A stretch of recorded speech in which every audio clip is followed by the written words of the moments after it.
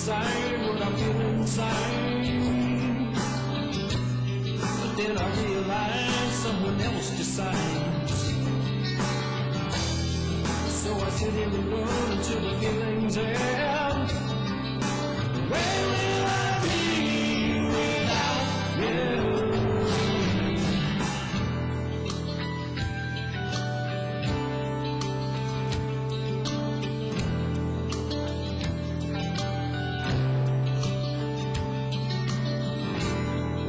I gave you my thoughts, I gave you my all. I gave you my love, and I took the fall. You know I can't recall how many times I tried. Where will I be without you? It's no good when you feel the time is wasted on the way. Got to find me some peace of mind. Something else will come along. Something better next time. Something for the long haul.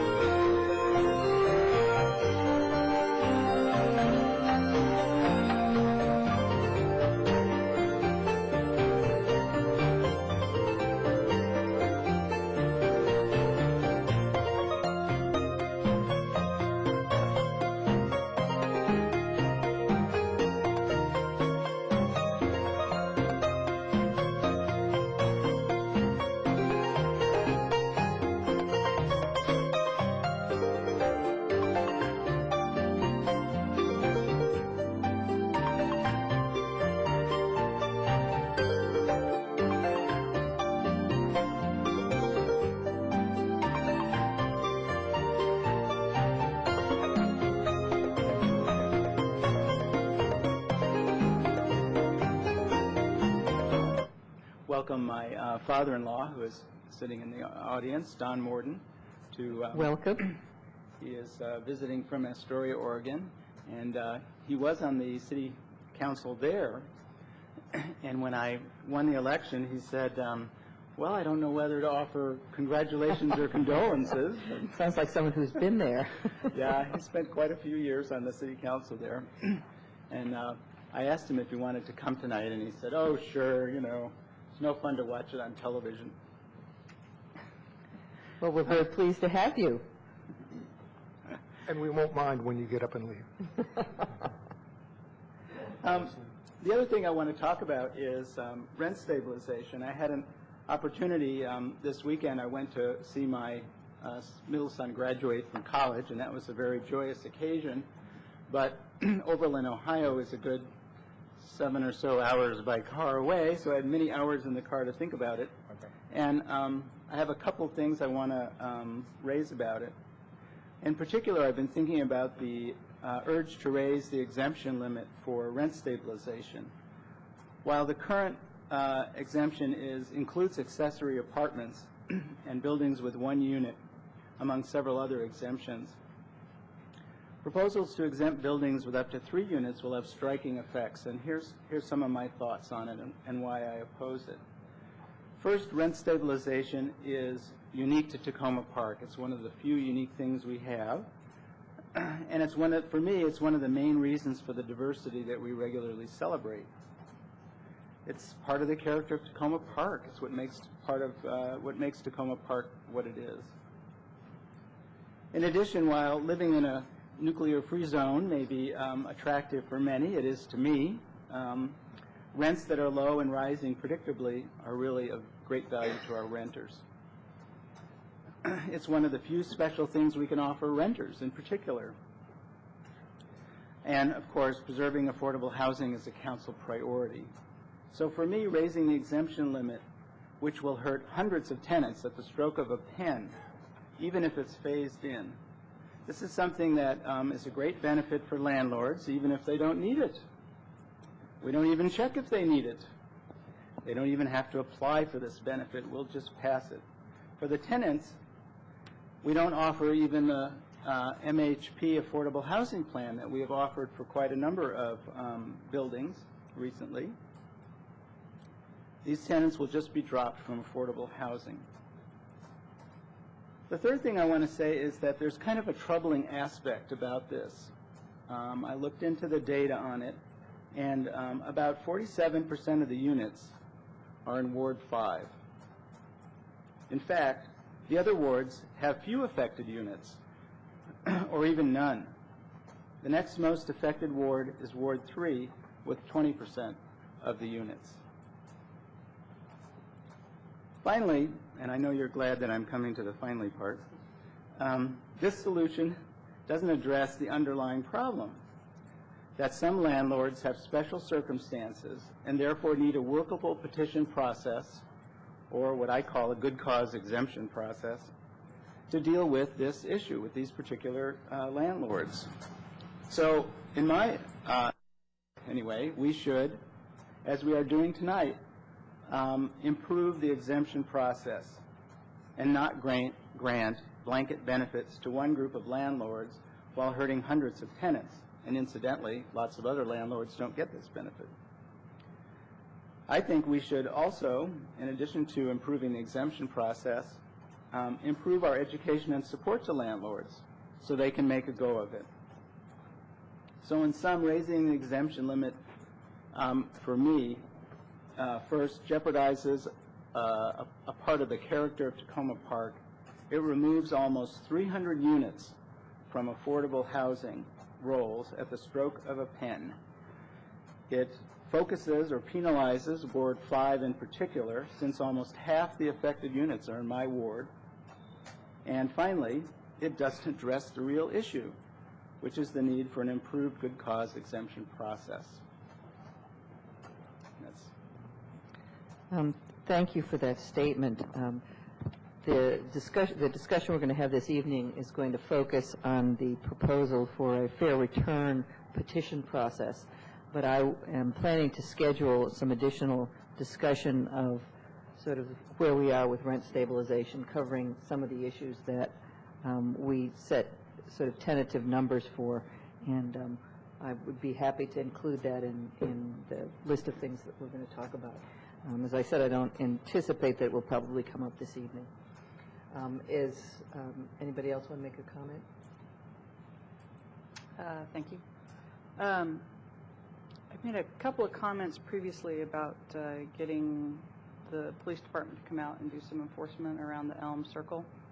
It improves all the time. There are still a few folks, though, who want to go through the circle backwards. The good news is that because the circle's there, they have to go slower than they did when it wasn't there. So it's even when people aren't obeying the law, it's still an improvement. However, I feel like the longer they're allowed to do that, the more they're going to get that into their pattern. And so I know we have a lot of things happening in the city with the police department, and they're doing all kinds of new things and everything. And probably my circle isn't the highest priority, but it would be great if we could do it sooner rather than later, just to prevent the, people getting accustomed to that. The other thing that I wanted to say is that, we finished the conversation on the budget, and I still don't feel like the budget information that I have is enough to really do the oversight job that I've been charged with as a city council person. A couple times when we were talking about the budget, the city manager made reference to having, more detailed information that just isn't provided, and I would like to have that information in whatever format it's in, without, having to process it or do anything special, because I would like to see what that is.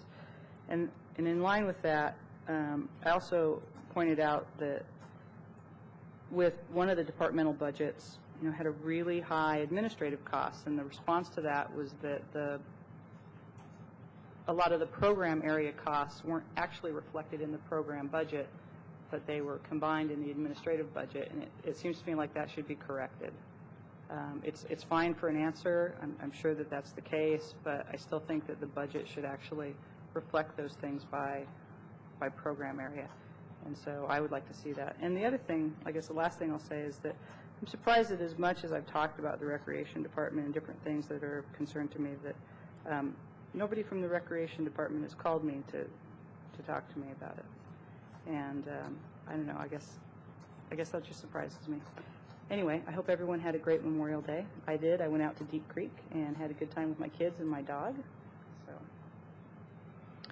I'm also planning to put on the agenda sometime in the near future a discussion of the type of information that we get and the format in which we get it. And I know the city manager is actually working on some ways to do that she'll be able to talk to us about. Terry. Thank you, Mayor Porter. Speaking of the Recreation Department reminds me that I had made a request a couple weeks ago for information about what it would cost to have more full-time employees and not limit ourselves to 19 and a half hours for our recreation employees, just so we can avoid paying benefits. And I wonder if we're going to receive that information in time to make any decisions about this year's budget.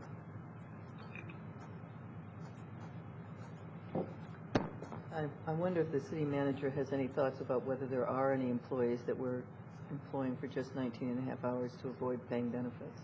Well, I think there's a number of employees who are working 19 hours a week. I'm sorry, Councilmember Siemens, my understanding was the council was going to look at part-time staffing issues as part of your living wage discussion, which I think the mayor planned to schedule sometime this summer. If I misunderstood, I apologize. Okay, I was thinking that to resolve this issue, if there were any way that we could, would require budget action, and that it might be something we would have to do during this time rather than mid-year. I can certainly check with Ms. Hadovan. She was not in the office today. I don't have that knowledge because I don't schedule the employees. Certainly we can try to have that for you next Monday. I'm not sure what's involved, but... All right, thank you. We aren't actually doing our first reading on the budget until next Monday, and then we'll have another reading the following Monday, so there are at least 2 more opportunities that you'll have to address budget issues. Anyone else? All right. We have 2 sets of minutes in front of us. I'm going to, as I mentioned earlier, with some trepidation, remove the May 7th budget minutes, the May 7th minutes, because I haven't had a chance to actually read them, and I understand there's a couple of other council members who haven't either. But in your packet, you had minutes for April 23rd and April 30th. Does someone want to move adoption of those minutes? So moved. Okay, it's been moved and seconded. Any comments with the minutes? All right, seeing none, all those in favor of adopting the minutes, please say aye. Aye. Opposed? Minutes are adopted. The next item on the agenda is the public comment period. This is the time set aside on the agenda for comments on items that are not on our regular meeting agenda. That would include both our work session item and anything else you'd like to bring before the council. I'd ask when you come forward if you could identify yourself and also if you could keep your comments to 3 minutes. Thank you. Good evening, I'm Mark Kessel. I wanted to comment on the rent stabilization matter and also address something that Councilmember Schnipper said. You correctly stated that Mr. Hessel, is your microphone on? It doesn't. I guess that does it. Now it's on. I'll start over. I'm Mark Hessel. I'd like to make some comments on rent stabilization issues. Councilmember Schnipper correctly identified that the city is not taking into consideration whether or not a landlord needs rent increases before exempting them from rent control. The same is exactly true of tenants, which I think points to some fundamental problems with the way affordable housing is being addressed here. It's been 16 months by my count since this council took up this round of reconsideration of rent stabilization. And frankly, the proposal that is in the packet for tonight, which I just picked up over the weekend and read today, just tremendous problems with it. From unnecessary complexity to frankly being pretty outrageously misleading. To call something a fair return petition It implies that there's a return on some sort of investment, and this has nothing to do with anybody's investment. This is about maintaining, at best, maintaining the net operating income that a landlord's predecessor may have had a quarter century or more ago. This is Alice through the looking glass material here. I mean, you're really not looking at the underlying issues. With regard, and that brings me to the second reading of a proposed ordinance that you're looking at tonight. It's really not a terribly substantial proposal because it appears that it's going to be wiped out as soon as the council comes up with a new format for petitions in the rent stabilization process. What concerns me about this greatly is that you've got a 50% number and a 100% number for increases. And you chose the 50% without any discussion. Okay? What I'm really concerned about there is the council should either not pass this at all until it sits down and looks at the issues of how much increase is appropriate, how much do landlords need, is 50% enough, is 100% too high. There have been discussions kind of tangentially along these lines, but no one's really focused on them. And what I'd really hate to see tonight is for the council to pass this and establish 50% as some kind of de facto standard, because it's really just being pulled out of the air. I mean, there's just been no real consideration of it. Getting quickly back to the fair return petition, I see in my notes here, I put down 3 or 4 places where I see fights waiting to happen over what constitutes reasonable. I see complexity where you're asking for a landlord to produce 2 years of records before the current year just to submit a petition. You're going to have, you better increase the budget for Colton, because the tenants are going to pick this apart and argue every little point, and the landlords are going to do the same thing. And your legal counsel is going to end up back in circuit court on a number of cases. So I really think that there ought to be some much more careful consideration. I know I'm over time, but I'll just say I think this was written by somebody who is bright but doesn't have his feet on the ground when it comes to the practical side of things. Thank you. Okay. If you would like to give us something in writing, we'd be happy to have that also.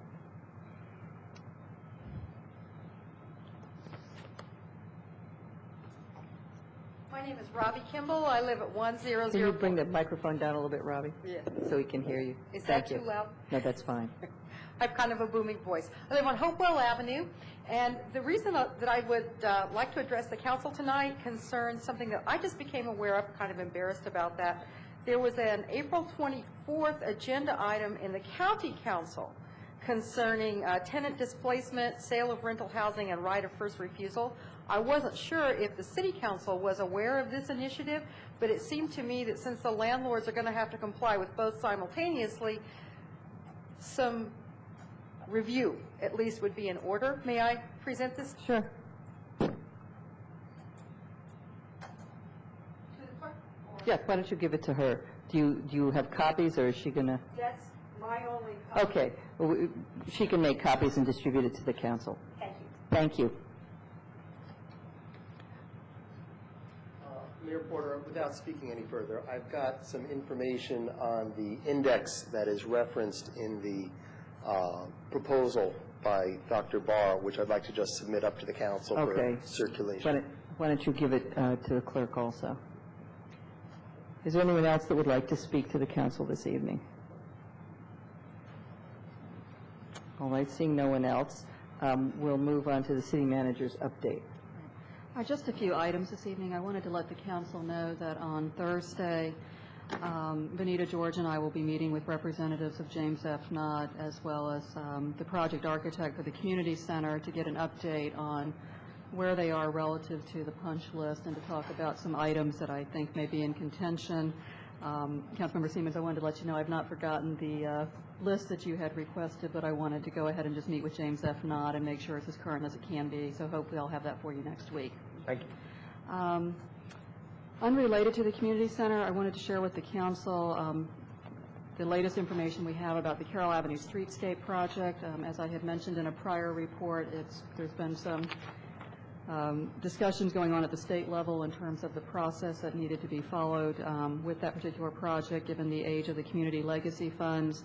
The staff did learn late Friday that the contractor that the City Council had approved hiring will be reviewed by the Board of Public Works on June 6th. And we will be talking to the contractor later this week to try to get a sense of where we would fall in their work schedule given the delays that have occurred with that project. So hopefully I'll have some information for you next week, a little bit on that, assuming there's no problems at the Board of Public Works level.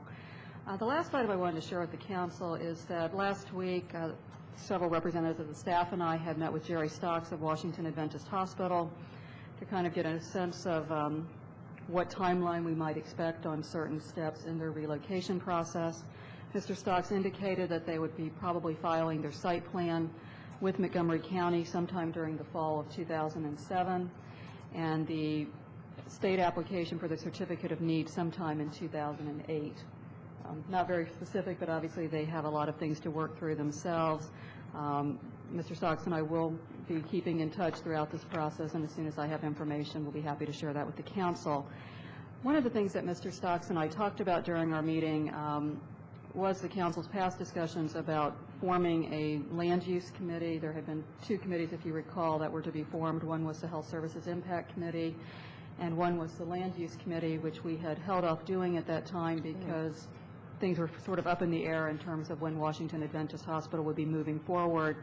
Now that they have identified the site that they plan to relocate to, Mr. Stocks and I both feel it would be beneficial, both from a community standpoint as well as from the hospital's standpoint, if the council did proceed with forming that committee. It would give Mr. Stocks an entity that he could basically communicate with as they try to decide maybe what type of uses should remain on that site. So if the council is open to that, certainly staff could draft a resolution and bring that forward in a work session for the council's consideration and discussion.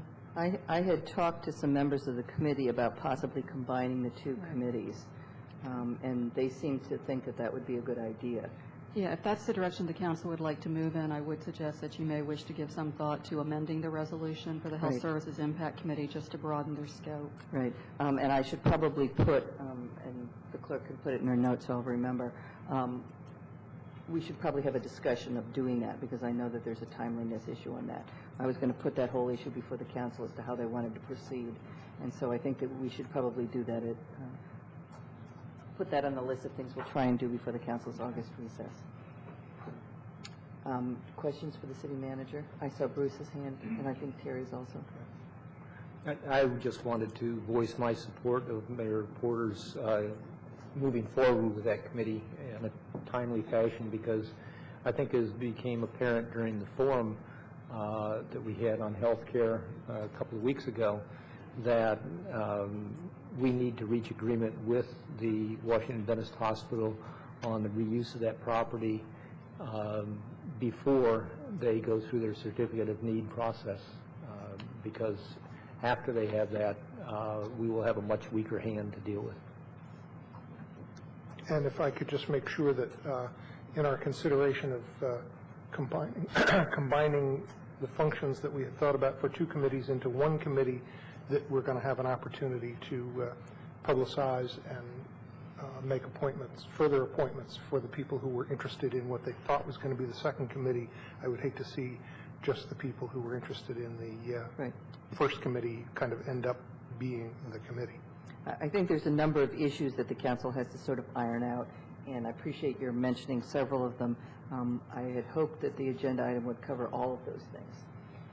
Whether we're going to combine them, what the impacts of doing so would be, and then perhaps giving the staff some ideas for pulling together a resolution to do whatever it is we decide to do. Okay. Yes, thank you. We will now move forward to the first thing on our regular meeting agenda, which is a resolution recognizing the 50th anniversary of the Metropolitan Washington Council of Governments. And I think we have an amended version of the resolution in front of us. I know this is something that you wanted us to bring forward, Bruce. Do you want to say something? And first, if I can move the resolution. Yes. This is You're moving the amended the amended one. Does someone want to second it? This is something that is pretty important to COG, the 50th anniversary. It's a year-long celebration, and it's an opportunity for a lot of people who may not recognize the breadth of the things that COG is involved in to recognize some of the things that the Council of Governments does. It's also an opportunity to remind all of us that even though the city is the kind of the membership, not really the membership, the entity that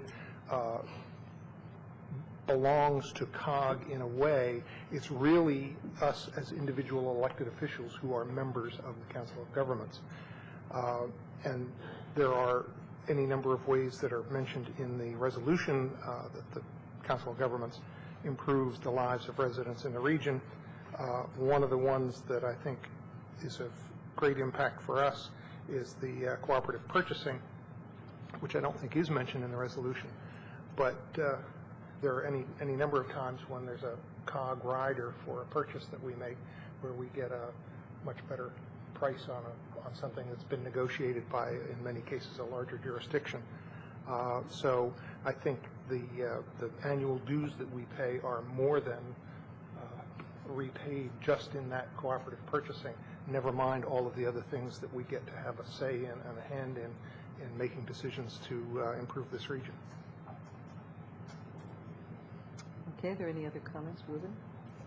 Yes, I'd like to lend my support to this also because in the few months that I've been attending the Human Services Policy Committee of the COG, I've been really impressed with the ability to get a lot done in a short period of time. These are folks who, you think of politicians as grandstanding on occasion, but these are meetings of solid work. It's been very impressive, frankly. And I agree with Bruce, there's a lot of stuff that goes on that people don't really understand, the tremendous amount of coordination efforts and coming up, sharing of ideas of how to do something, and then people go off and use those ideas. It's very positive. Yeah, I would have to agree with that as well.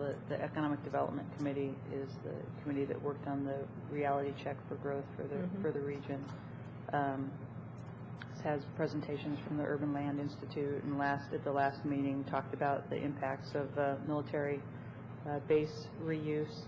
A lot of times people think that a lot of economic development is really good and people are happy to have it, but if you look at the impacts on some of the outlying areas and the reuse that's being planned with no support for the communities, you can see it's a real struggle, and it's a place where those communities can come and get expertise and work together to solve the problems. And I'll be attending the Futures luncheon and presentations tomorrow. I don't know if anyone else. Yeah, I'm planning to go to those also. Actually, I was going to mention that, and I'm glad you did. COG for its 50th anniversary is actually doing something that's very interesting. They have a forum that's actually going to be looking at the next 50 years, and they're really talking about what happens to this region in the future. And it should be very interesting. It's sort of half a day type of thing. I think it's designed so that people can attend and not use up their entire day. But it should be quite interesting. And the 50th anniversary committee that planned many of these things has a number of other things that are going on. There's this Futures Forum. There's also going to be a sort of a social event, a gala in the fall. They've also are putting together some books and some reports and those kinds of things. And so there should be a number of other things that people can participate with. And I also wanted to agree with what Bruce and what Ruben said, that, our participation in COG, we can pay our money and be on the letterhead, but that's not really what makes the Council of Governments function. It's individual members of the Council who go and participate in the work that the Council of Governments does. And Bruce has been on the board for a number of years. I've been on the Transportation Planning Board. I know, Ruben, you're on the Social Services and Human Services Group, and you're on Economic Development. And I know in the past we've also had people on the Air Quality Committee. And Terry is currently chairing the Public Safety Committee. Right, and was previously on the Human Services Committee also. Right, So. that's right. It takes me a minute. And I know that our our police chief, one of the first things he did was he got drafted into the police chiefs committee, and we have many people on the staff who do participate, and we're a small entity, but it's important, I think, that we participate in some of these regional decisions, and the only way that we're going to be able to do that is through the Council of Government. So I'm very pleased that everybody who's been able to put the time into participating. And I can tell you, having been on the Transportation Planning Board for more than 10 years, it's really, that's almost an education in itself to sort of watch how things change over time, and the battles that we do new, and then the ones that somehow just keeps coming around and around again. So I'm very much supportive of this, and I think it's appropriate for us to recognize that 50th anniversary. Anybody else? Okay. Is there any public comments on this resolution? All right, seeing none, all those in favor, please say aye. Aye. Opposed? The resolution passes. The next item on our agenda is the second reading of the ordinance amending the Tacoma Park Code relating to the equalizing of hardship rent increases for landlords with and without mortgages. Does someone want to move this? Move. Okay, somebody want to second it? Second. Okay, it's been moved and seconded. I don't know. There was a comment made during public comment period about whether we had how we had made the decision that 50% was the right number rather than 100% or something else. I can say that the 50% number, both the 50 and the 100 actually are in our current law, and it just depends whether someone has a mortgage or doesn't have a mortgage. And so the council decided to go with the 50%, in part because of staff recommendations. And we're going to deal with this issue in, I'm sure, great and endless detail when we get to the larger discussion. But we just wanted to write something that we feel is a problem right now, so that we don't have it sitting there while we go ahead and deal with the bigger issues in the ordinance. So, is there any comments staff wants to make on this? Okay, Colleen. I just wanted to tell Mr. Hessel that I made my comments last time we read them, and you should review them on the tape. Okay. Any additional council comments on this ordinance at second reading? Any public comments on the ordinance? All right. The ordinance is before the council. This is the second reading. Will the clerk please call the roll? Mayor Porter? Aye. Councilmember Austin Lane? Councilmember Barry? Aye. Councilmember Clay? Aye. Councilmember Siemens? Aye. Councilmember Sniffer? Aye. Councilmember Williams? Aye. The ordinance passes at second reading. The final item on our regular meeting agenda this evening, and we're just clipping right along here, is a resolution to make an appointment to the Emergency Preparedness Committee. We interviewed Ann Ludlow. I think everybody said positive things about her, and her also having somebody from Victory Towers, so that appointment is before the committee. Would someone like to move it? Move. Second. Okay, it's been moved and seconded. Any council comments on this ordinance? Any public comments on the ordinance? All right, if there are no comments, the appointment resolution is before the council. All those in favor, please say aye. Aye. Opposed? The resolution passes. And we're going to take a very short break before moving on to our longer work session discussion.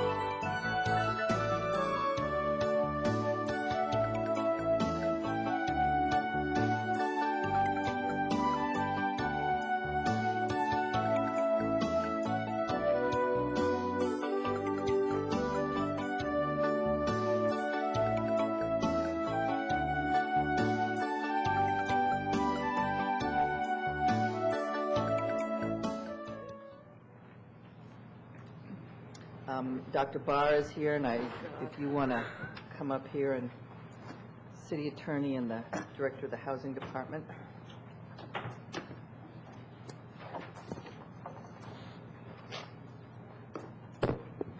I believe, Dr. Barr, you wanted to start with an overview of the most recent proposal that you've given us. The other one.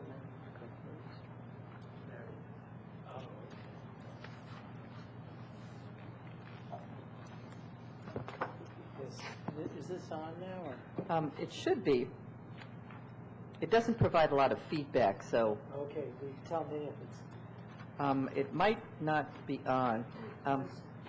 If you move it closer to you, that sometimes helps. And then if the sound isn't coming through the microphone clearly, one of the sound people will come down from upstairs.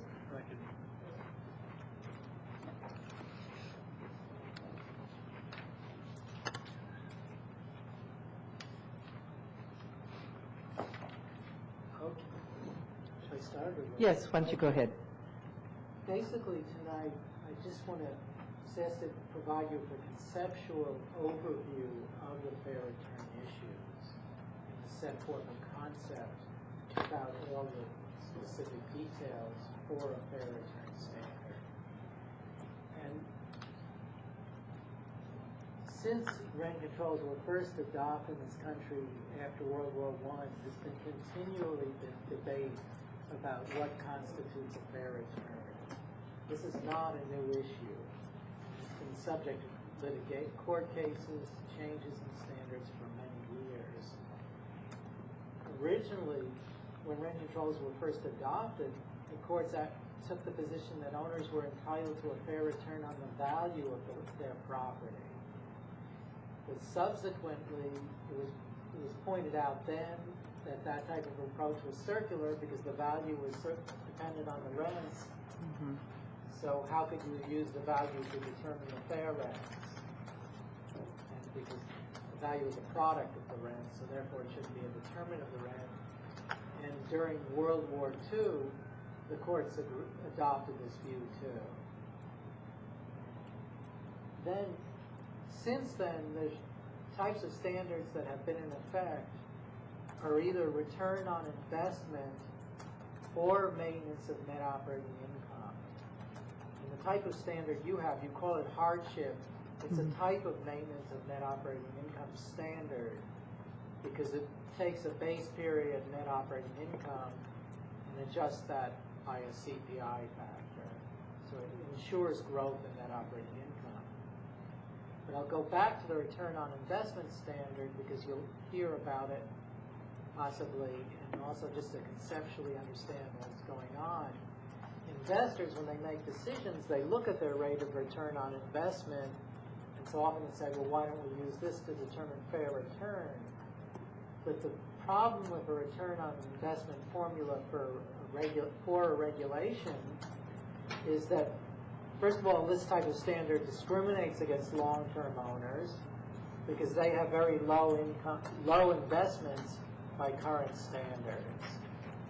And you know that homeowner, whatever, your home prices 10, 15 years ago were small compared to today's prices, and the same for apartment buildings. So it's not a fair base. On the other hand, recent purchasers could get very large rent increases under a fair return on investment standard because they paid very high prices, and possibly very high prices relative to the rents, based on expectations about future appreciation. And this standard, the courts haven't called it a circular standard, but they, like a return on value standard, it is circular.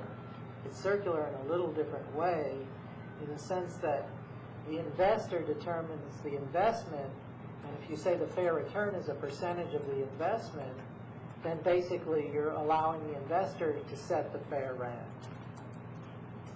You know, if you invest $2 million, fair return is X percent of that. And if you invest $3 million, the fair return is 50% higher. In contrast, the maintenance of net operating income standard defines fair return as as the net operating income as of a certain date, adjusted by the CPI. So basically, when somebody, under the regulation, they have a right to a growing net operating income. And how much they invest, how they finance it, that's the investor's business. You're not regulating that. You're not fixing the return to that. More, you're saying, this is the net operating income you can get under the standard. You make the investment decisions. We're providing you a fair return because we're providing for a growing net operating income, which will lead to increases in value. And the net operating income is also a source of funds that's available for financing. So over time, owners can get larger mortgages. But you don't specifically consider the mortgage arrangements. And so let me ask you, before I go on, do you understand the differences, and I hope I've clearly explained, between the different types of formulas? Are there any questions from the council for Dr. Barr? I'll add is that you understand net operating income, under net operating income formula, debt service is not an expense. That's considered the investment part of it. Right. And so what I've proposed is, which is a major change, is now you have a net operating income standard, which you do debt service, specific debt service is a factor, financing cost of capital, and you have allow separate rent increases for capital improvements.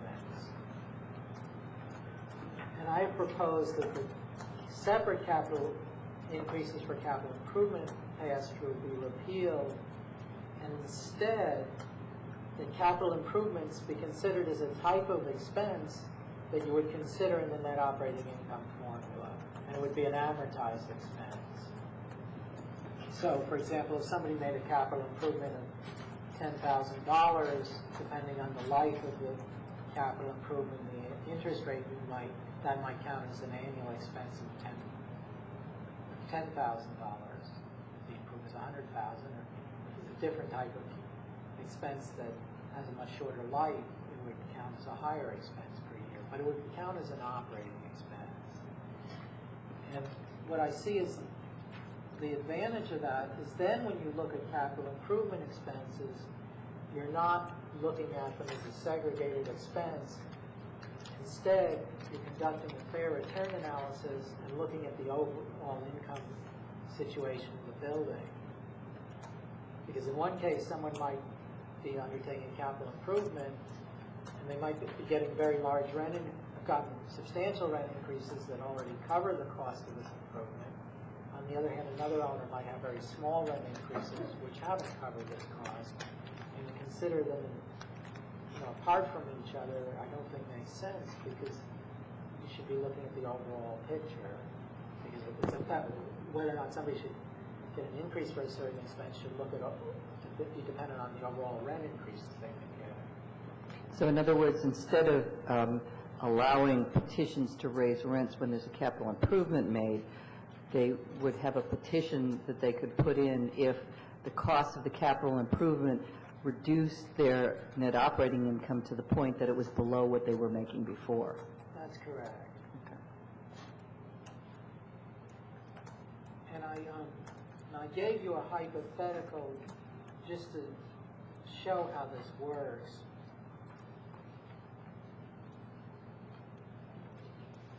Is this the separate sheet of paper that was handed out? Yep. And actually, this is not a perfect hypothetical because I have the operating expenses at $40,000 and the net operating income at $60,000, and it's likely that the reverse might be true, but the dynamics of the hypothetical work the same way. And so you can see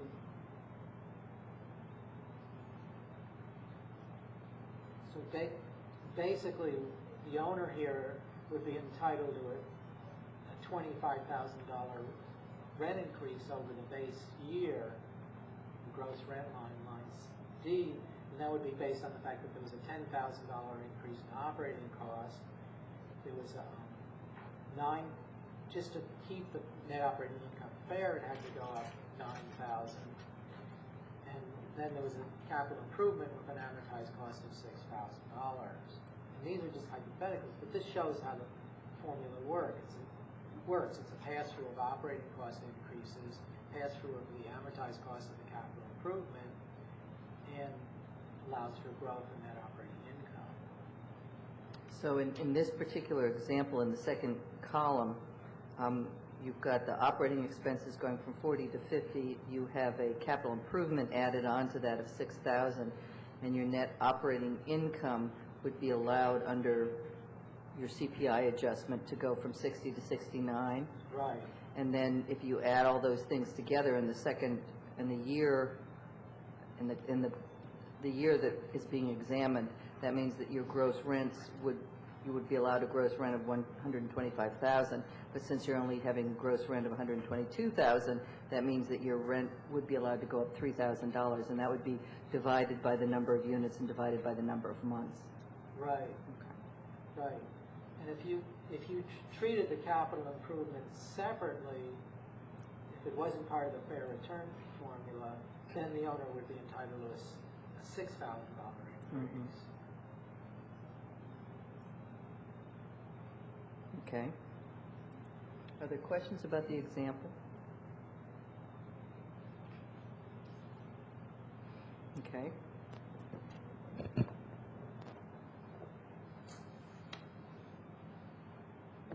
So, and this type of standard has been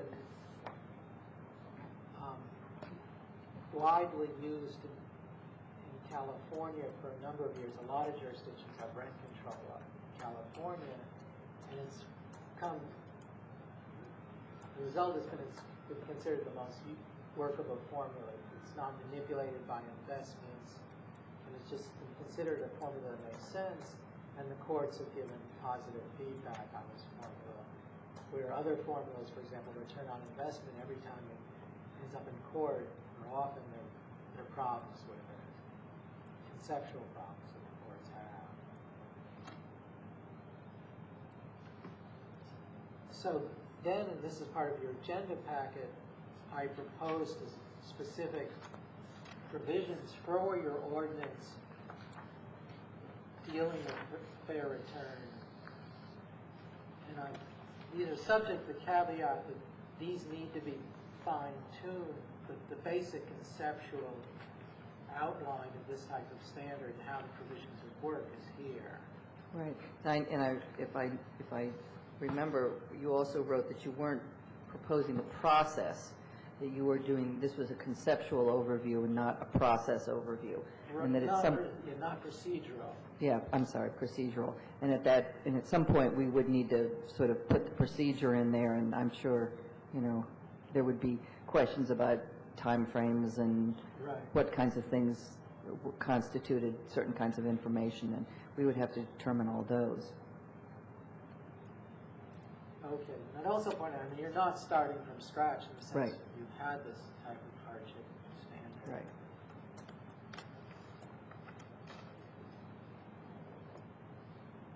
Okay, so basically here, looking at the proposed provisions, I put in section B that the fair return would be defined as the net operating income adjusted by a certain percentage, the percentage increase in the CPI. And currently, you adjust the net operating income by 50% of the increase in the CPI. For people who, until just 5 minutes ago, we had a difference between people who had a mortgage and people who did not. Right, okay. And I guess, and you've discussed that, I can comment on that, or I don't know if you need to. Yes, yeah. And I believe the 100% was for people who did not have a mortgage. Am I right, Ken? That's what I think. Okay. Okay, then going to the operating expenses, I'm sorry, I didn't mean to interrupt you, though. Were you going to talk a little bit more about the 50%? Well, I I'd like to get some additional information. Courts have upheld 40% indexing. Some cities that have this type of standard have varying indexing ratios. Some index at 40%, some at 50, some at 70, some at 100%, and you could say it's a policy issue. Mm-hmm. And there's no, single correct answer. Because most real estate purchases are leveraged, even if your net operating income is growing less than the CPI, your return on investment could be much higher than the CPI. Your growth in your equity could be greater than the increase in the CPI. And the simple example I'll use to describe this is, imagine you bought a house for $100,000 a few eons ago, and you put $20,000 down, and you borrowed $80,000, and then let's say the value of the house went to $120,000. Well, one way you could look, and let's say the CPI went up much more than 20%. Well, one way you could look at that is the value of the property is only going up 20% from 100 to 120,000. But on the other hand, your equity, you only invested 20,000, and your equity is doubled from 20 to 40,000. The equity being imaged in the current value and the mortgage. So you have two different rates of growth, one in the property value, another in the equity. And real estate investments are typically leveraged, and certainly financing is readily available for real estate investments. And a big part of the advantage of real estate investments, assuming they go up, is that you can have, heavily leverage these types of investments. So that's a rationale for indexing at less than 100% of CPI. On the other hand, owners have contended that why should the growth in our values be less than the general rate of increases in prices in the economy? And it's hard to predict if you changed your indexing from, let's say, 50% of the CPI to 100% of the CPI. It could lead, to a substantial number of increases. I don't know, because we need to look into more about your base NOI ratio presumption, which you have in your ordinance, which is 40%, to see how that fits with reality or doesn't. But also is, since 1992, you've been providing for annual increases that are less than the CPI. So your general policy has not been to allow net operating income to grow at the full CPI. So that's one thing that's happening. On the other hand, a fair number of owners have gotten capital improvement increases and have increased their net operating income that way. So it's somewhat of a complex issue, and certainly when I come back to you, I wanted to look into that in more detail. And I'd also say there's no magic answer. It's a policy decision. Is there anybody in the council want to ask any questions about it? I think that is really, it was also brought up at public comment period, a question about that same issue. And I do think it's an important one for us to take a look at. I would be also interested in the other entities that do have rent stabilization. What you said that the range went from 40 to 50 to 70, and there were even some that had 100%. Yes. Do you have any sense of what sort of, is there a more common number than a less common number? No, I'd say it's distributed among all of them. I'd say the majority have less than 100%. To give you some overview, this is about 12 cities in California regulate the rents of apartments. But we also, for apartments, we have vacancy decontrol in California now. So basically, owners rarely ever come in for fair return adjustments. And then we have 100 cities that regulate the rents for mobile home parks. And we got a lot of petition for adjustments under those. So And there's not, in those instances, is there a sort of a standard or No, not? it's among all of them. It's just- Yeah.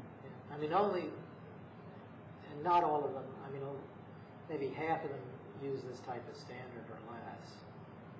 Mm-hmm. And I'm the ones that use this type of standard. Okay, it sounds like there is probably going to have to be some more thought given to that. So I appreciate any additional information you could give us after you sort of talk to staff and thought through.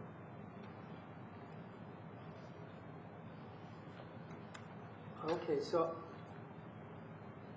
I'll go on.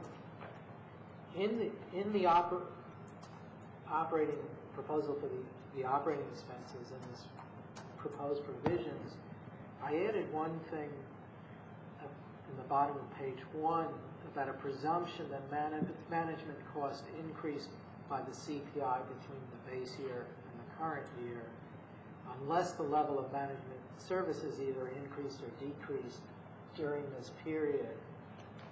Because my experience has been that often you get fair return petitions where somebody shows a huge increase in management expenses, and it's really just an increase in the sense that it was performed by the owner before, now these expenses are contracted out. And so I'd say for accounting purposes it was a big increase in expenses, but really it was a transfer from, owner performing the service to a management company. And I don't think that like considered a real cost increase, it's a transfer. And I think the important thing is that type of expense not being manipulated for fair return standards, and it would be reasonable that it's stay at the same level relative to rents unless there's been a change in the level of services. Now, I think there's some members of the council may have a question about that, but the way you just described it, I'm looking at page 2, you're talking about the operating expenses, and you have self-labor costs. Is that the way that you would propose dealing with it? If someone went from managing a property themselves to contracting out management, would you compute some cost of one's own labor prior to that point? Well, if the self-labor was for management, the way I would do it is assume that the ratio has stayed the same and fold that into the management cost. So what you're saying is that if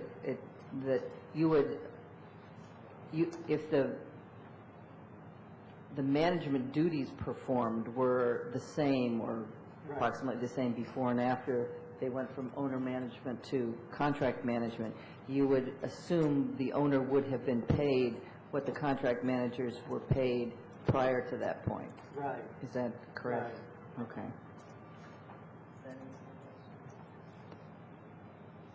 Well, that makes a certain amount of sense, yes.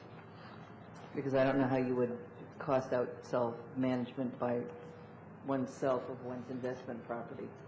Right. Because I've seen applications where, management expenses go from 0 to, $50,000 because it's, changed family operated to, professionally operated property.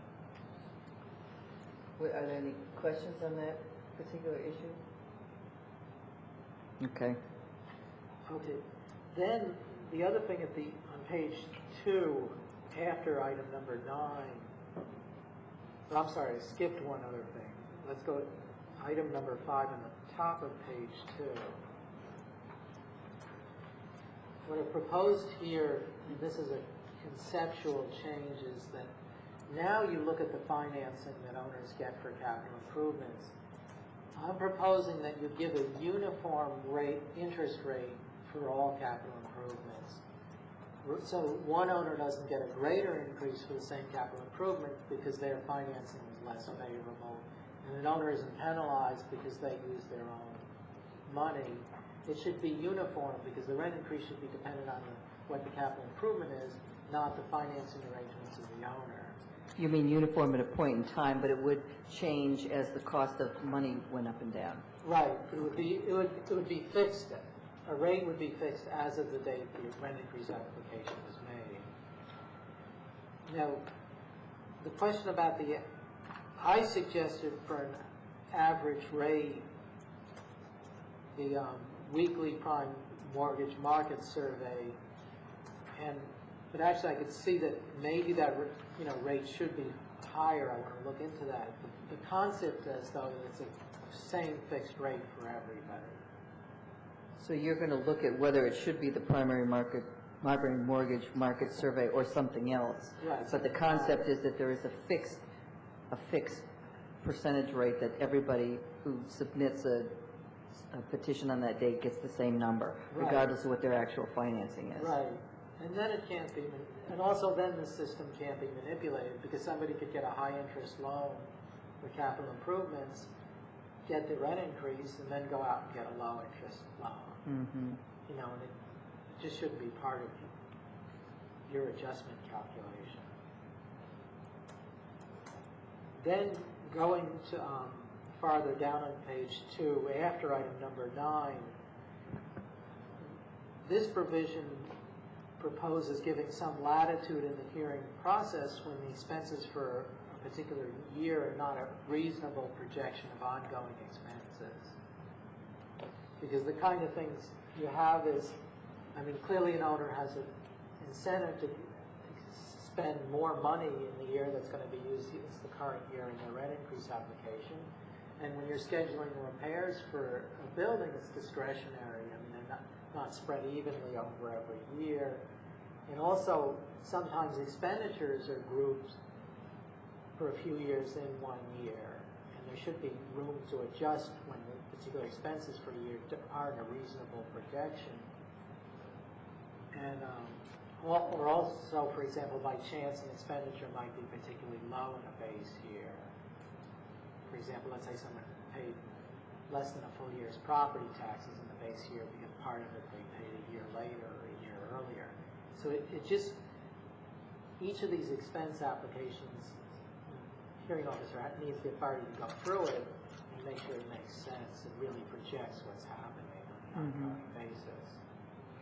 One of the comments that I think that we heard at the comment period was sort of, if I can sort of summarize, I think was addressed to the issue of sort of the subjectivity of some of these definitions. But I'm assuming that we are going to specify them in more detail, although there still might be some subjectivity. You have to have, if you're going to have flexibility, you necessarily end up with some subjectivity. But the intention is to specify them in the legislative language in more detail than is here in your conceptual overview. Right. Is that Well, right? I'd say this though, it's very, very hard to get very specific because it's sort of like each application is its own story, and anticipating all the possibilities is very, and defining them, putting them in a regulation in the way it defines how they're dealt with is very hard, and it's almost, but I'm putting in the concept that this has to be a reflection of ongoing expense patterns rather than, blips in the expense pattern. I think that's a, guiding concept that works pretty well. Okay.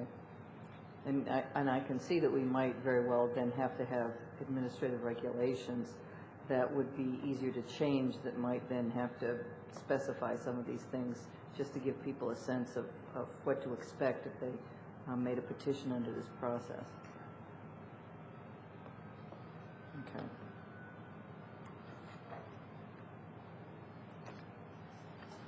Okay, then going to page,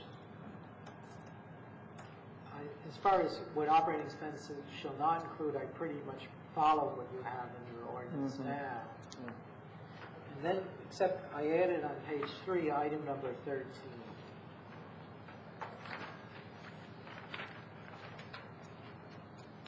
It says, additional expenses incurred as a result of unreasonably deferred maintenance. And what that means is it doesn't mean the whole expense that was deferred can't be counted, because I point out in the hypothetical, let's say you had to replace the roof well, sometime you had to replace it, so that expense should be allowed. But on the other hand, let's say you unreasonably delayed in replacing the roof, and therefore there was damage to the interior of the building. That should not be a reasonable operating expenses because it's a result of an unreasonable delay. And often what happens in hearings is residents will contend, well, the roof expense was delayed, so therefore it shouldn't be allowed. But the concept here is the reasonable expense should be allowed, the unreasonable person shouldn't be. Don't insurance companies have some kind of rule of thumb? Because I think there's a concept similar to this where if you allow your property to be neglected to a certain point, the insurance company won't compensate you for damage that's the result of your own negligence or something like that. Isn't there a concept like that in insurance law? I don't know, but I imagine there is. Because I've heard of cases where insurance companies refuse to pay for damage that would have been normally covered because they claimed that the owner had contributed to the damage through their own negligence.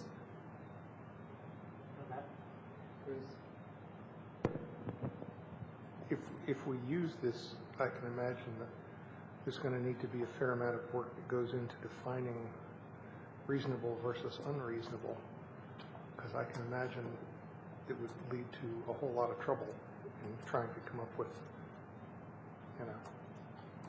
dealing with that question. And one thing that comes to mind is a reasonable reason. Is it reasonable to defer maintenance because you don't have the money to pay for it? No.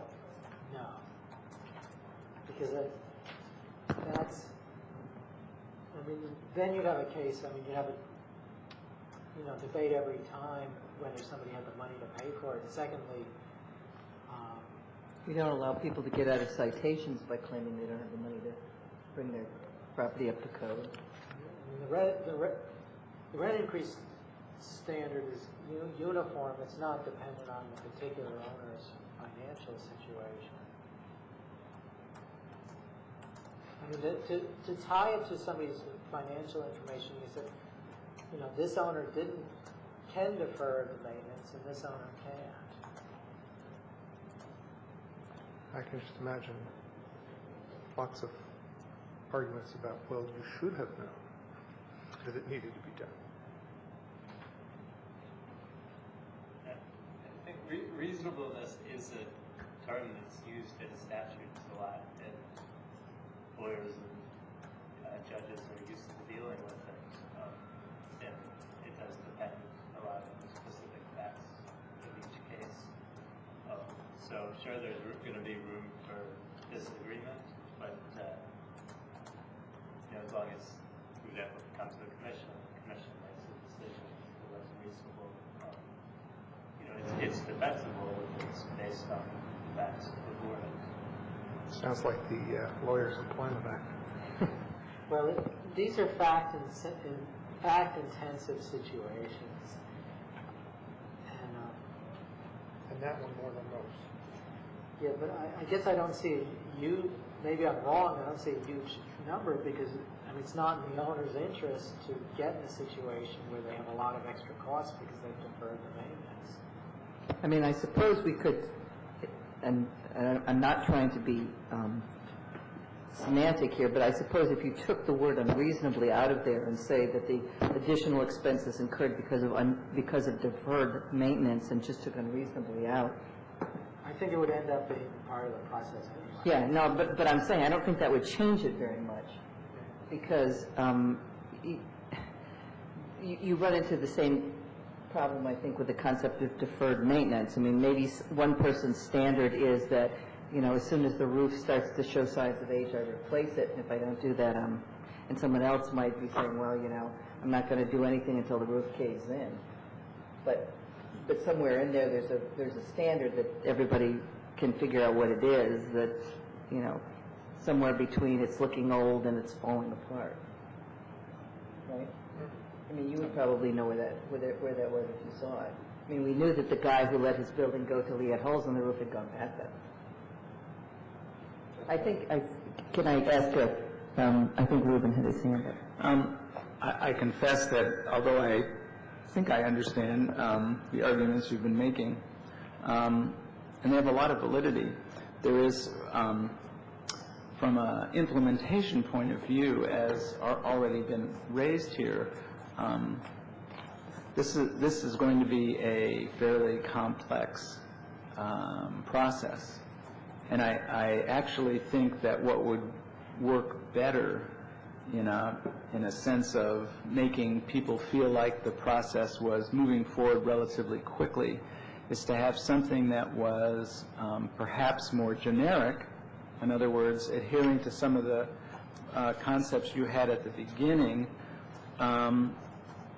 in which there were, in a sense, I don't want to call them blanket things, but more uniform.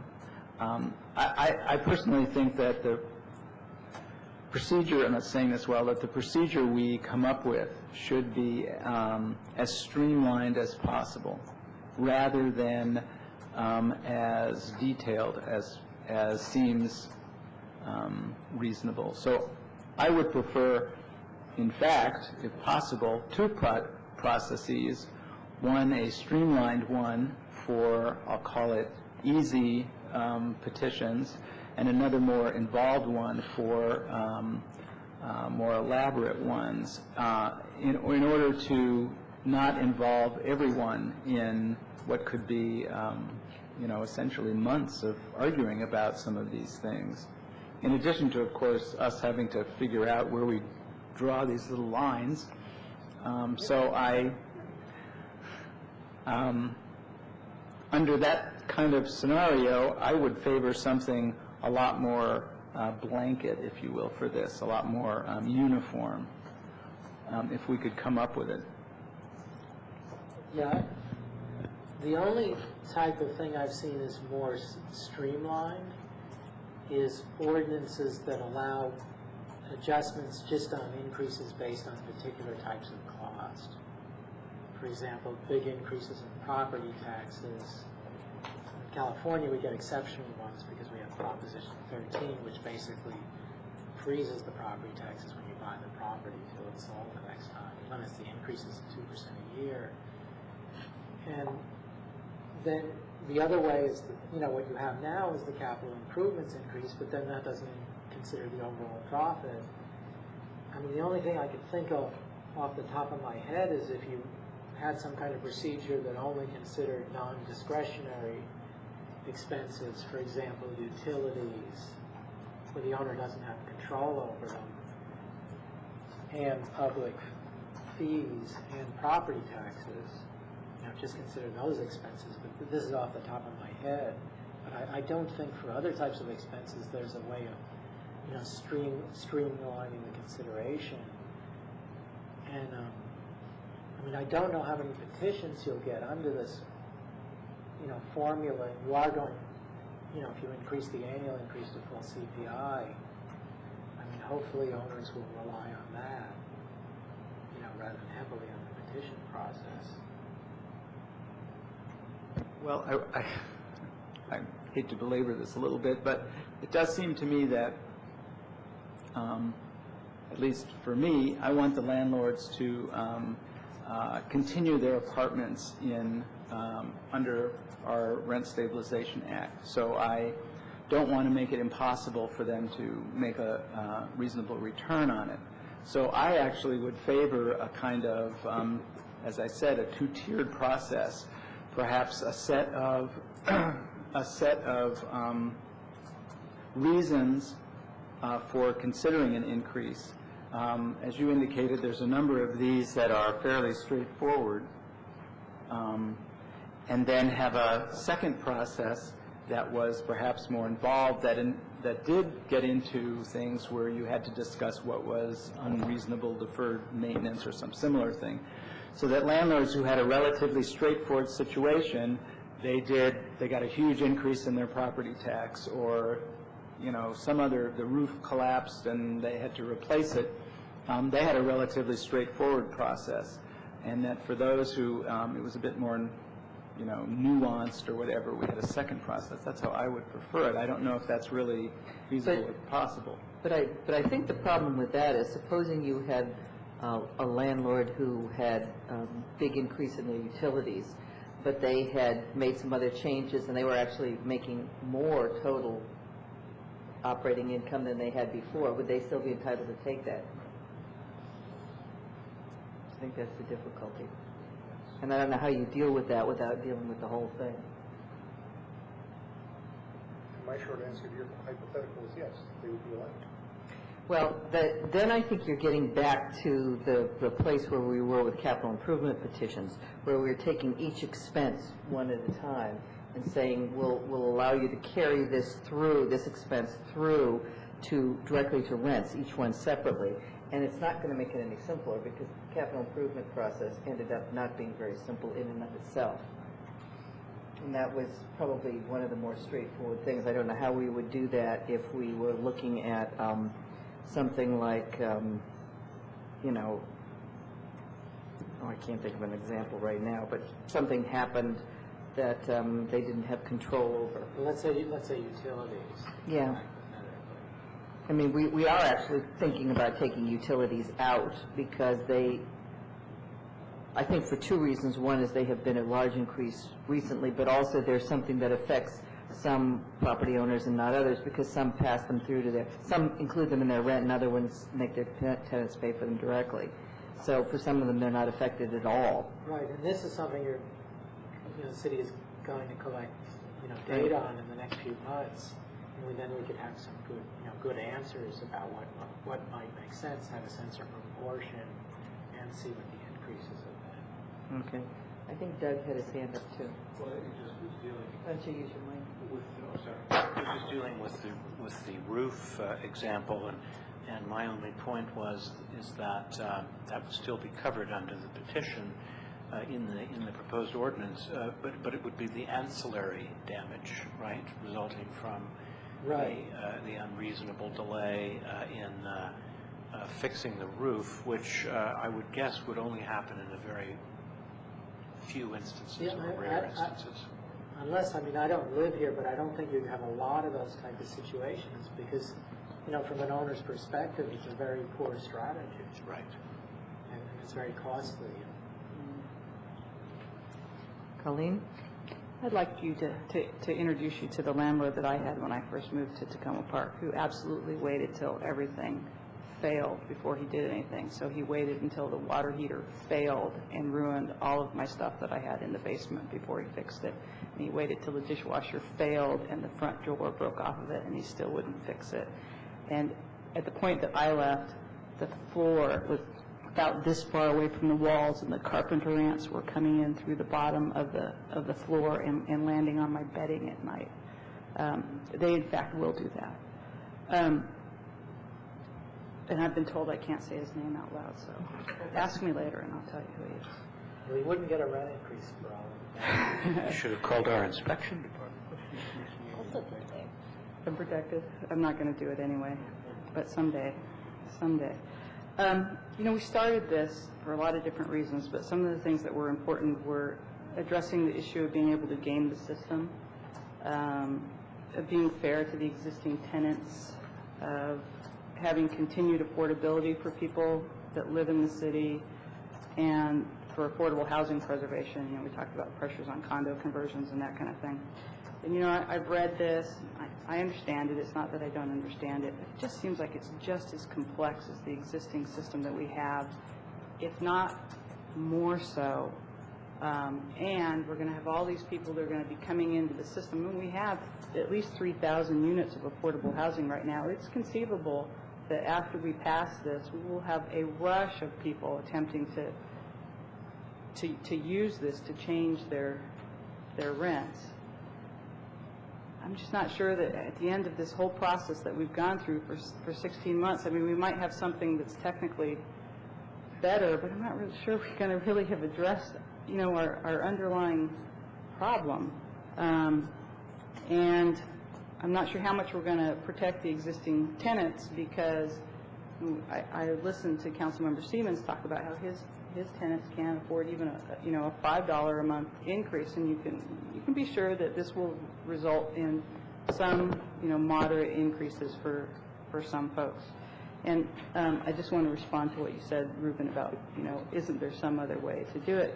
I think, there is another way. We haven't really talked about it, but I think that the way to cope with this without having to go through this process all the time is to go to a vacancy decontrol system. And you do vacancy decontrol, then you've got, a market is resetting the rents to some extent, and you protect the existing tenants.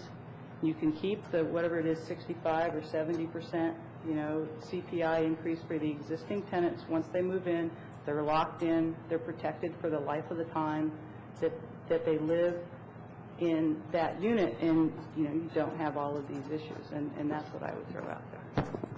But of course, then you lose the community diversity after a couple of years. No, you wouldn't. They all go to market rents after No, they turn over. That's not true. You don't have any evidence to support that. I don't have any evidence that tenants leave. That it will change the diversity in that Well, manner. we know that the incomes for the non-majority tenants are lower. We lost 700 units of housing from rental housing to condo conversion or to single-family housing or to other kinds of housing since the 2000 census.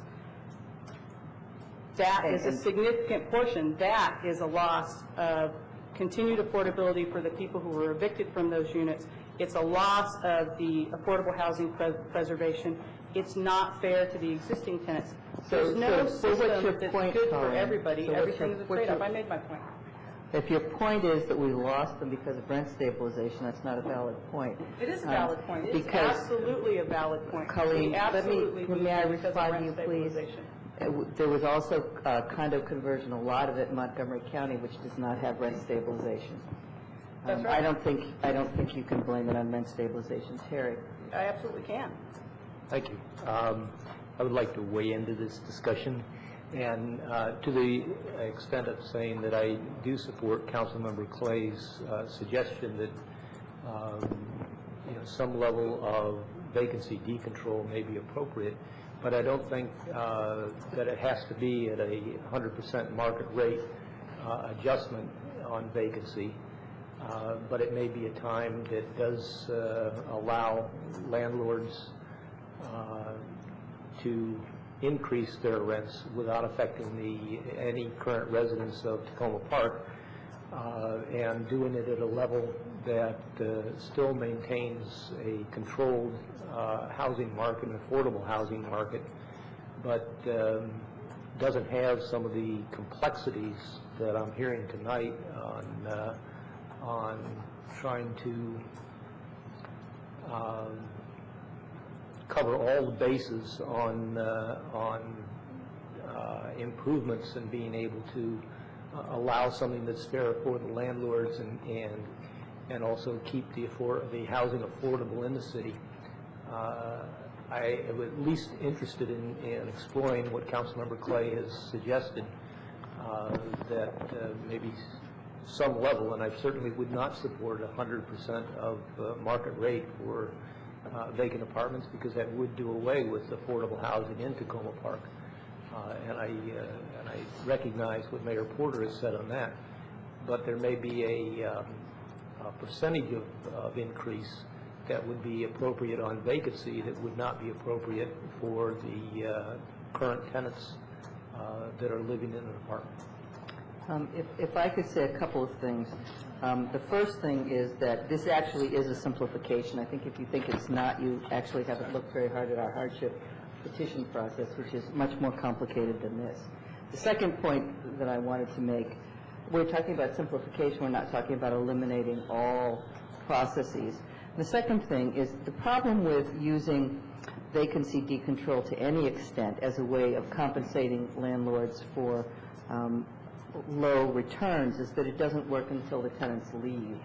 And so what it creates is it creates an incentive for landlords who's having trouble making a return on their investment. I'll use that as a shorthand, making a fair return. It creates an enormous incentive for them to get rid of their tenants to create a vacancy so they can decontrol it. And right now there is not in our law any ability to prevent property owners from evicting tenants for no reason once their leases are up.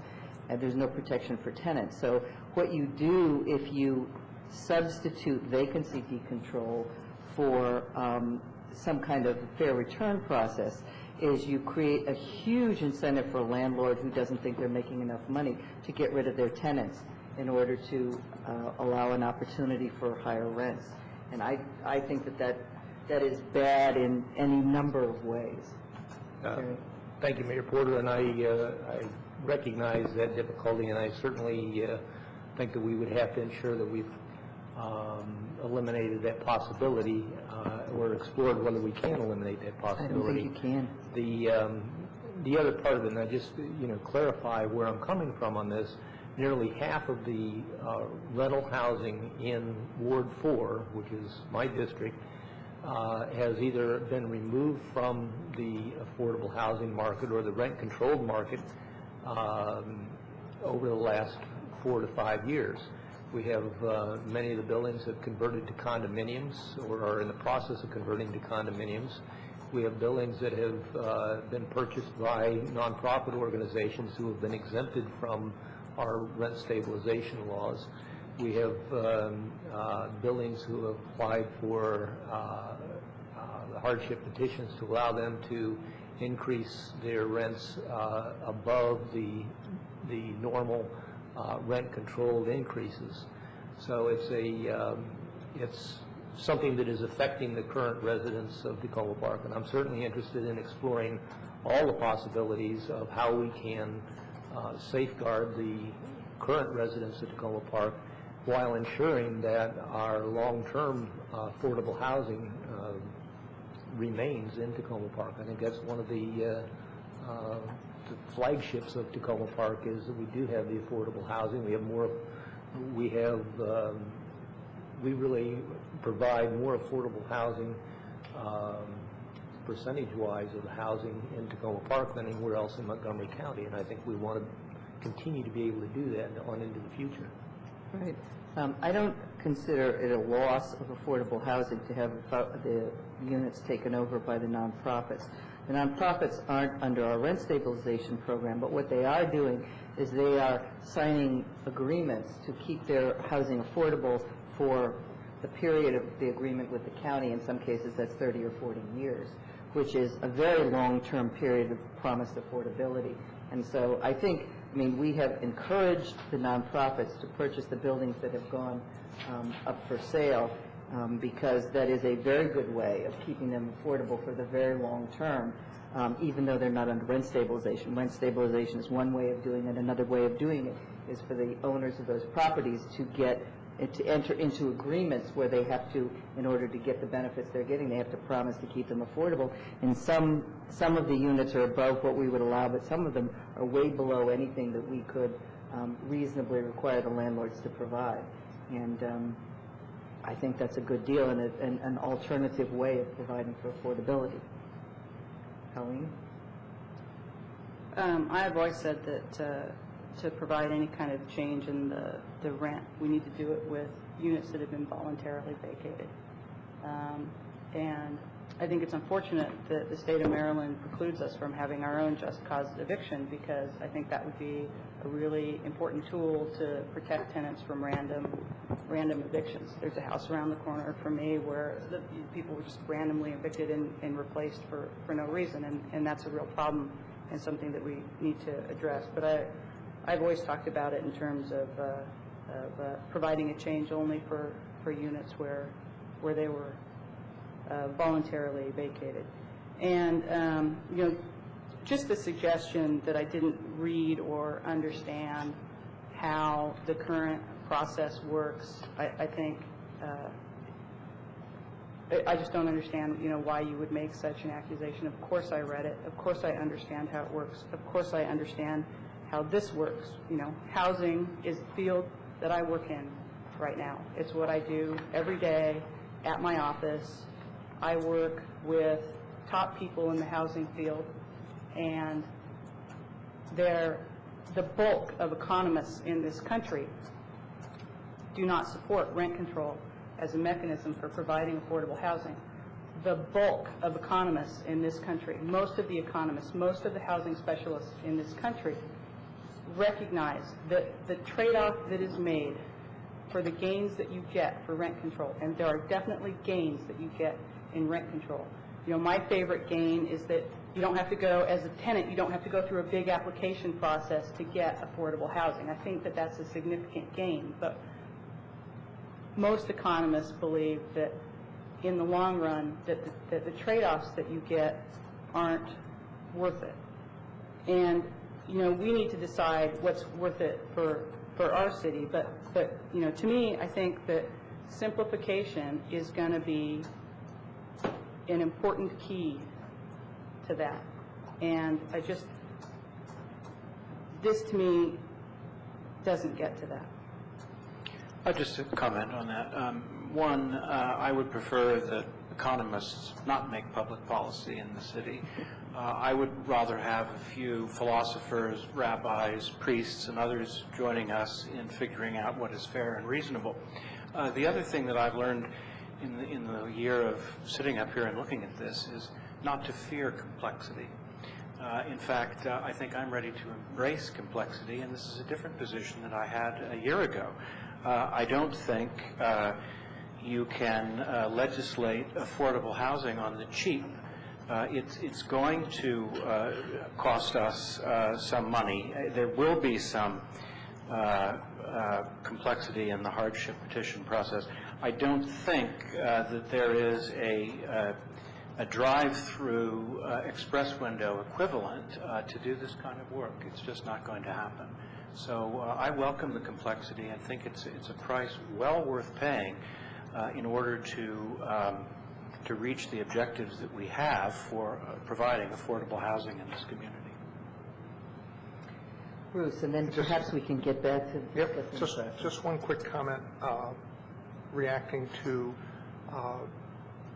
my colleague's recitation of the types of things that happen that get characterized as a loss of affordable housing, and thinking about condo conversions. I don't think that that's necessarily a loss of affordable housing. It's a change in type of affordable housing from rental housing to owner-occupied housing. I would just remind us that in many instances we have celebrated tenants being able to purchase their own units as they converted to condo, and that we should just remember that condo conversions don't necessarily mean a loss of affordable housing. Okay, thank you. May I ask just one question? Sarah, I just wondered if we maintain records. I know we do for the rental housing that falls under rent control. We maintain the rents, a log of the rents for those units. Do we do the same for the nonprofit, the buildings that are owned by nonprofits? The ordinance requires the property owners or the property owners that are currently exempt under the recent ordinance amendment to provide us their compliance report on an annual basis. So it hasn't been a year yet. So many of them seem to be due the end of the fiscal year, and they'll have to give us copies of those reports. And basically the ones I've seen indicate where that particular tenant falls within the income bracket as far as 50, 40, 80% of the median income, and what the rents that they're being charged for. One of the things that's important to take into consideration when looking at the properties that are exempt, it's exempt or it's affordable on two different levels. A majority of the units that are set aside are targeted for specific income groups, so that you're making the affordable housing available to the lower and moderate income individuals. And then it's also generally based on their household income as a percentage. So you've got it on two different levels. The rents itself may be higher or lower than it would be under rent stabilization, but it's tagged to the income of that particular household. And that particular household then generally falls within the low to moderate income limits that are established for this, the county or the city. Okay, thank you. And so that information would be available for a building like the Edinburgh that has been owned by a nonprofit for many years? Yes, but at this point in time, we don't have any of those reports because it's been less than a year since the ordinance was exempt or was adopted. So once they've gone through that cycle, then we will have it. But right now, we do not. Thank you. Okay, perhaps we can get back to the process here. I appreciate some council members have put themselves on record as being unhappy with the process, but with the assumption that there are some council members who are willing to consider it, perhaps we should make sure that, we do understand what the process entails. I like the process. So maybe you could, I don't think we got through everything. I think we were talking about the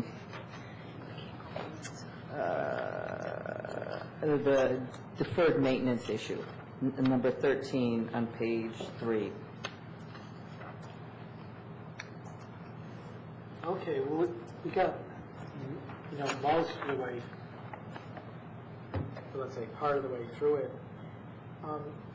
Another issue is the selection of the base year. And currently, you have, going to page 3, you have 3 possibilities.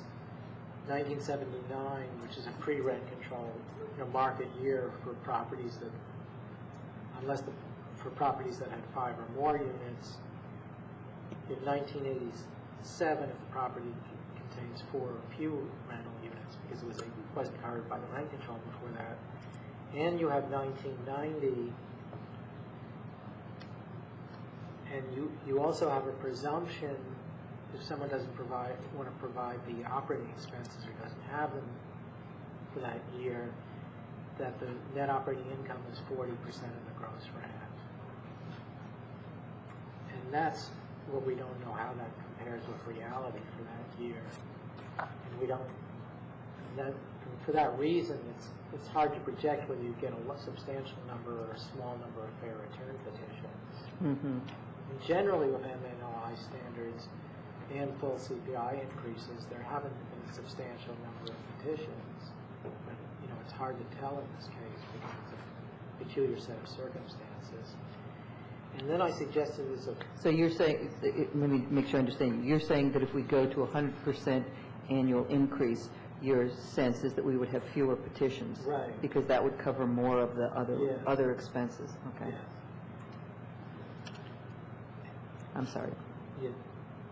But it's also because you'd have a trade-off. I mean, a lot of owners have gone through the capital improvement process, and they might have gotten the increases that they otherwise could have gotten under an NOI process. We don't know.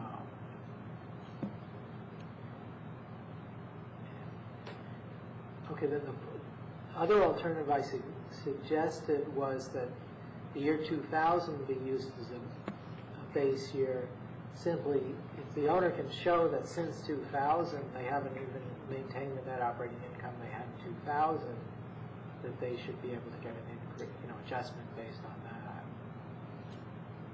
that. Okay, so you're basically giving them a decade since 1990. One of the issues is sometimes a current owner may not have the records going back that far.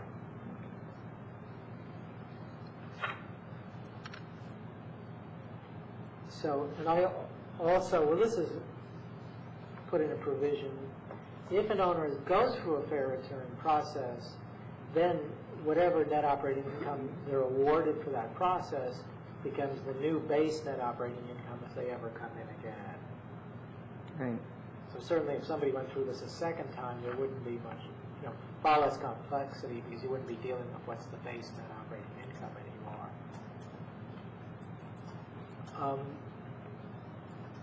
In section I just, the base year CPI, that's just mechanical designating what in the CPI tables, not what numbers you use. Can I just go back a second? You're talking about the option of using 40% of the gross income of the property in 1990. Right, which is what you have now. Right. So the reason, I guess I was going to say, you're using 40% because 40% is what we have in the law at this point. Right. It doesn't raise the same issues for you that you raised in conjunction with the percentage of gross operating income earlier, or does it? Well, I'd say it raises some uncertainty, and I do want to look into some of the historical data. So you would include that 40% in your examination of the same issues that came up under gross income? Right. Okay, that was what I was trying to clarify, sorry. You were going to talk about the base year CPI. Okay, well, as I said, the base year CPI this is just a mechanical provision, so if someone makes an application, they use the right CPI, that's all. Okay. And I just haven't put the numbers in.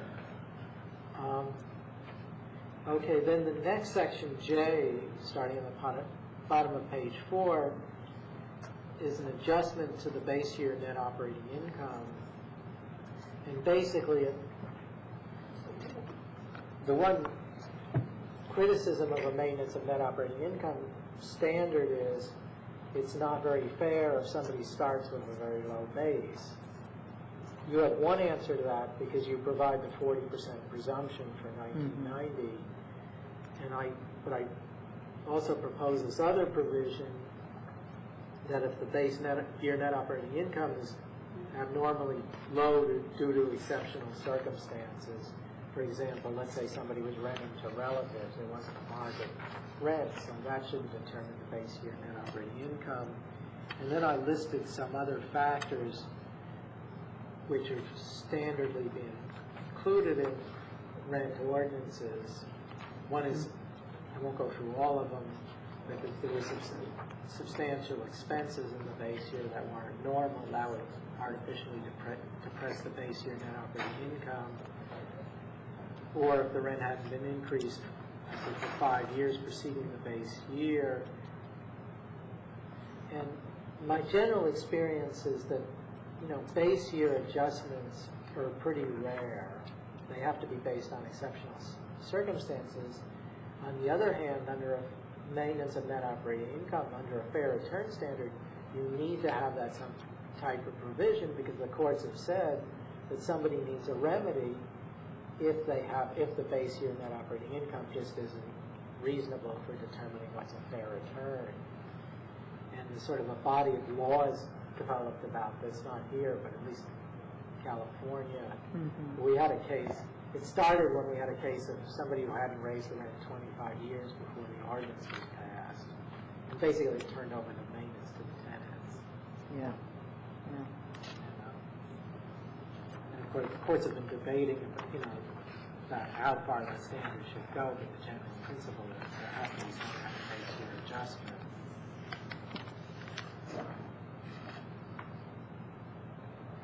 Okay, then in section M, I propose that when somebody submits an application, they have to submit, besides the current year, expense information for the 2 prior years, and that's to ensure that the current year expenses are a reasonable reflection of an ongoing expense pattern. And this is pretty typical, and owners, because they have to keep tax return records for at least 3 and possibly 6 years, they should have this information. Would the tax return itself provide enough information, or would they need?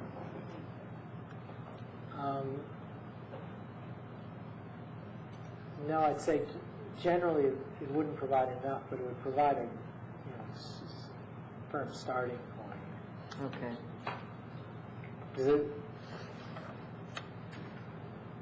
But it would probably fall within the data that you would have to have if the IRS were to audit your tax return, right?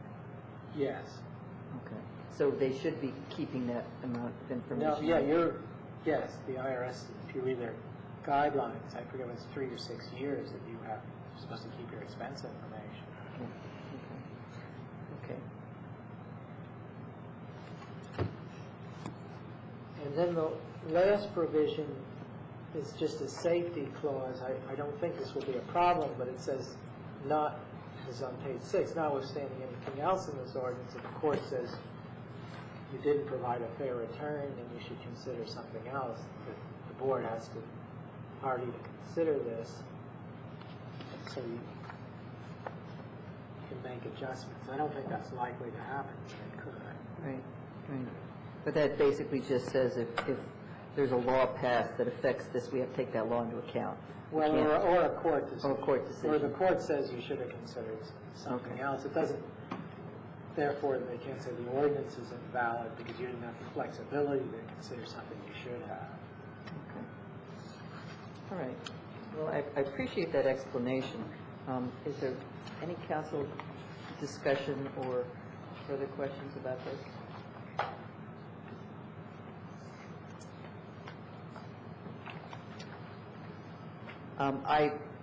If I could just address a question to the staff, my assumption would be that there would have to be some administrative regulations that were developed to take care of the procedural aspects. Is that? That is correct. There are currently administrative regulations that have been approved and are in use now, and Dr. Barr is aware of those and has been looking at those and how they might be revised to address any changes in the process itself. We've also been chatting with the RENSA analyst that is responsible for the technical review of all the petitions, and provided him with a copy of Dr. Barr's initial draft and some changes to the regulations. So we're kind of working on them in tandem. Mm-hmm. And I guess the other thing, in just thinking about some of the concerns of my colleagues, and two things occurred to me. One is that anybody who makes money from renting property is going to have to deal with things like IRS regulations. So there is some familiarity with dealing with complicated regulation sets. And I also wanted to reiterate something that Councilmember Snipper mentioned at the beginning, which I think is a good idea, to maybe expand the types of training, landlord training that we do, with the understanding that many of our small landlords, the problem for them may not be so much rent stabilization as it is running a business, dealing with investment property or whatever, and there may be some types of assistance we could offer them that would be helpful to somebody who is new to this whole process, or who has been in the process for a while and hasn't been as successful as they would like to be. There might be some types of help that we could offer. I think that's a good idea. And we now contract with people to provide individuals with assistance in thinking about how to buy a home, and I'm sure there are people out there who could provide assistance in, how to run a small business that rents property that we could provide at little or no cost to property owners. And I think that might deal with some of the issues also. Is there anything else people would like to talk about? I guess the question I'd sort of like to get a sense of, given that the details, there are still some details that need to be worked out, I want to get a sense of where the council is on the general process. I think it sounds like a good process. It is, from my knowledge of the hardship petition process, simpler than that. I'm not sure that's a really tough standard to beat, but it's simpler than that.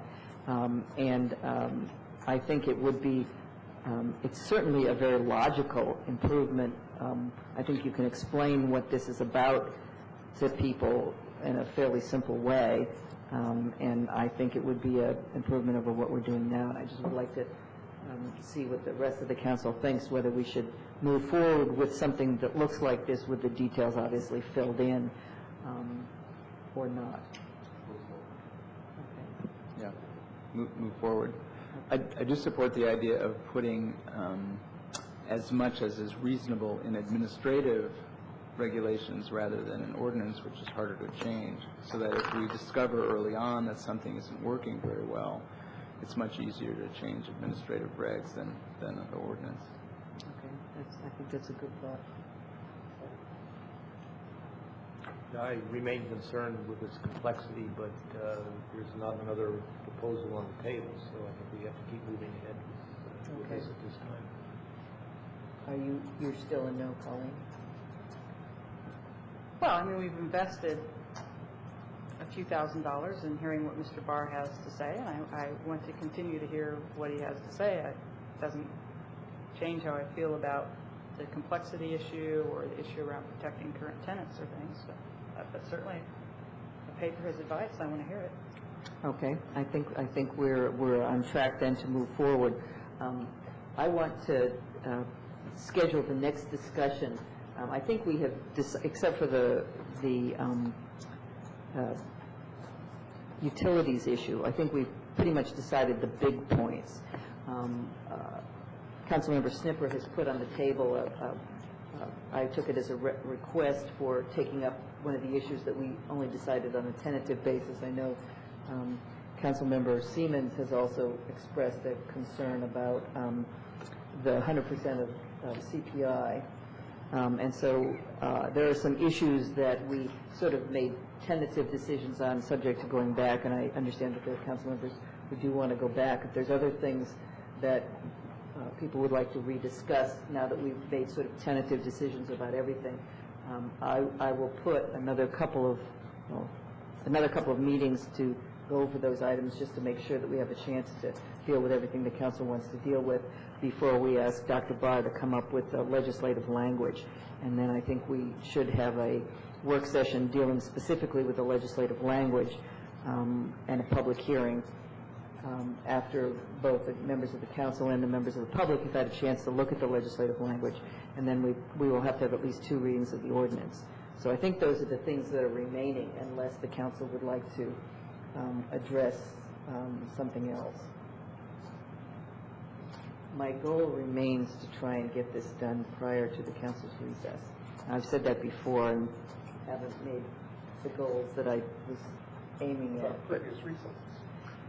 I don't remember. Did I say that in previous recesses? I hope not. But in any case, I think the council is making good progress, and I appreciate Dr. Barr's assistance in putting some, not universally agreed upon concepts, but concepts I think that are definitely moving us forward in the discussion, and I appreciate that.